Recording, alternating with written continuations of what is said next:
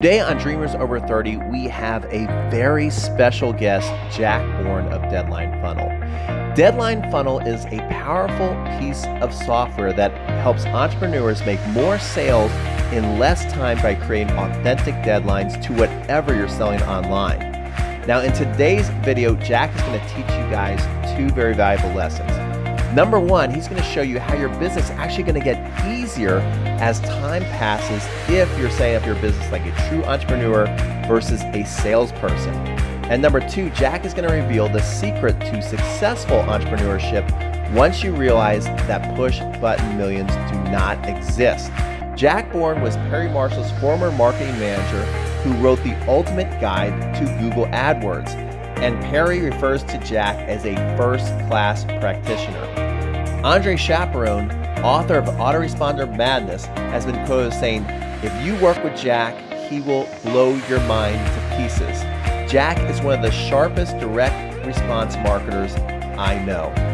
Keith Krance of Perpetual Traffic, and author of The Ultimate Guide to Facebook Marketing, describes Jack as a mentor, authentic, and one of the smartest people he has ever met. I could not agree with Keith more. And this is why I'm so excited to bring you Jack's valuable information that we have actually made a 3-part video series on this, because Jack gives us so much valuable insight and information if you have a dream and you just cannot wait to share it with the world. So let's get started. Here's my 3-part series with Jack Bourne of Deadline Funnel. All right, guys, so here I am with Jack Bourne of Deadline Funnel. We are here at Cafe 11, and I love it here. Is this some place that you frequent? Yeah, especially when the Wi-Fi goes out. This is my first stop on the island. But I mean, I'm pretty much a homebody. I mean, unless we're on vacation. So you know, my commute is walking downstairs. Which is what I love. Which I'm sure a lot of people out there are jealous of. Yeah, I think that is one of the things I actually enjoy the most out of being able to have some flexibility in the lifestyle is, you know, I used to be in prison kind of on the tennis court, which is my passion, but sometimes I literally felt like I'd be in the gate like this is my prison. Yeah. My passion has become my prison, and now that I can go on the court when I want and go to places like this, it's really great. So for you, growing up, did you always kind of have that feeling like you wanted to be an entrepreneur, or how did this kind of start where you developed these skills? So I've seen a lot of interviews with people who are entrepreneurs and successful business people, and they always have a story of, you know, I had a paper route. I was not. I was a lazy SOB growing up. I didn't do that stuff. In fact, there were early signs that I would not be a good entrepreneur. I was an introvert. And so every time, I've never told this story before, but every season that we would do Little League Baseball, you had to raise money, and so you had ticket stubs. You had to go, it was raffle tickets, and so you had to go sell them. And I remember that was just the most anxiety-ridden. It was just so far outside of my comfort zone. And I wasn't very good at it. It's not like that experience forged me into a superstar salesperson. But it was really, I would say it was really in college that I started to get this glimpse of, wow, there's this whole other world where you don't have to be, there's nothing wrong with being a doctor or an architect or an attorney. Those are all fine paths, and a lot of my parents' friends fit that mold. They had decided, I'm going to be an attorney and I'm going to be a doctor. My dad's a doctor, as I was just sharing with you a second ago. And I thought I was going to be a doctor, but the more I got into it, and I know that you can relate to this because your girlfriend is taking that path, but I looked at all the hours that were going to go into it, and I'm dating myself here, but at the time Hillary Clinton was talking about socialized medicine. I'm like, man, I don't want to kill myself, and then through a stroke of a pen, all of a sudden my income's cut in half. Like, we didn't know what was going to happen. Sure. And so I started looking at other avenues, and somehow I picked up, I think, a Zig Ziglar book, and that was sort of my first, like, it was, even though it was talking about salesmanship more than entrepreneurship, it was weird because it was this world where your income wasn't tied to the number of hours that you put in. Right. For me, that was my first mind-blowing experience where, wow, there are people out there that can make a ton of money, even if they're not putting in 40, 60, 80 hours a week.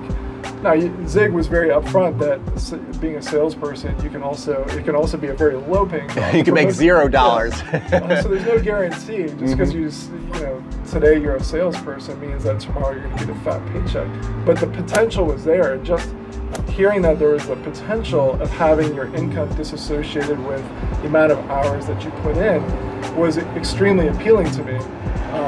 What I've since learned is that I've worked way harder being an entrepreneur than I ever would have as a salaried employee. Sure. However, I've got to enjoy the fruits of my labor. So that time and the effort and the energy that I put in last year, last week, last month, and everything that came before that. Now I'm sitting on top of all that time and the relationships that I've built up and the assets that I've built, and so everything gets easier. It's really amazing because things get easier. There's always challenges, but things actually get easier with each passing year. As you get better at what you do, as you get more relationships, as you start to develop more assets, as you have other things to sell, like your online courses, yes. it's like things get easier.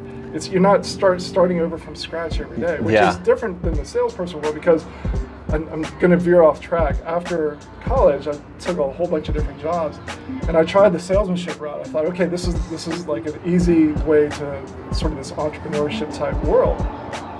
But one of the bad things about being in sales is that you crush it one year, and you get an attaboy. And right. Now that's the new watermark. And if you don't, like, that's what you need just to make like the baseline income. Yes. And you have to surpass it even further. It's like, how are you going to keep doing that? Right. Especially when you have no control over the product offering. The company that you work for may not be innovating as fast as you need them to, but yet you're still held accountable for your sales results. So, anyways, entrepreneurship, although I was the carrot that I fell in love with, was this idea where it's sort of like the 4-hour work week, right? That came along much later in my journey, but that's kind of the concept. Like, you could put in a small amount of time and get this oversized income. The reality is that Tim Ferriss and everyone else puts in way more than 4 hours. Sure. The secret is falling in love with what you do, so that putting in that time, that extra effort, you love doing it anyway. Yes. And so now it's not punching the clock. Now it's not building your own prison.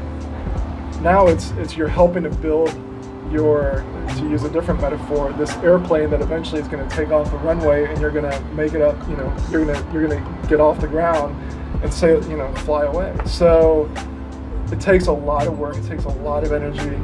A lot of work on your internal, like who you are and your own weaknesses and those sorts of things. So by no means is entrepreneurship if anyone tells you, push button millions, run the other way, because that's not how it works, but it is worth it.